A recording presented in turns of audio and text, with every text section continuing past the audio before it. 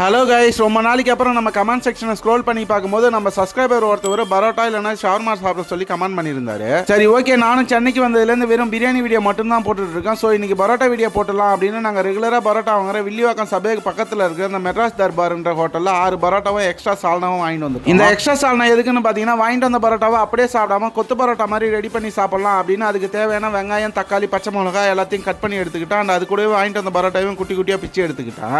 Next அப்படியே சூடான எண்ணெயில் பச்சை மிளகாய், கருவேப்பிலை ரெண்டையும் போட்டு தாளிச்சு அப்படியே கட் பண்ணி வச்ச வெங்காயம், தக்காளி ஆட் பண்ணி லைட்டாக வதக்கிட்டு அதில் ஒரு 3 முட்டையை உடச்சி ஊற்றி நல்லா ட்ரை பண்ணிக்கிட்டேன். அண்ட் ரொம்ப நாளாக ரூம்லேயே சும்மா கிடந்த பெரிய பெரிய மசாலாவும் ஆட் பண்ணி லைட்டாக மிக்ஸ் பண்ணிக்கிட்டேன். அப்படியே அதில் ஆல்ரெடி பிச்சு வச்சிருந்த பரோட்டாவையும் சேர்த்து கடையிலேருந்து வாங்கி வந்த சால்னால ஒரு 2 பாக்கெட் ஆட் பண்ணி லைட்டாக அப்படியே கொத்தி விட்டு எடுத்தா நார்மலாக அந்த பரோட்டா கொத்து பரோட்டாவை அருமையாயிடுச்சு. அது அப்படியே பிளேட்டுக்கு மாற்றி மீதி இந்த சால்னா ஊற்றி மிக்ஸ் பண்ணி சாப்பிடும் போது டேஸ்ட் சும்மா வேற மாதிரி இருந்தது. உங்களில் எத்தனை பேர் இந்த மாதிரி பரோட்டா வாங்கிட்டு வந்து வீட்டில் கொத்து பரோட்டாவா செஞ்சு சாப்பிட்ருக்கீங்க அப்படின்றத கமெண்ட்ல சொல்லுங்கள். இந்த வீடியோ பிடிச்சதா லைக் பண்ணுங்கள். டாடா கைஸ்.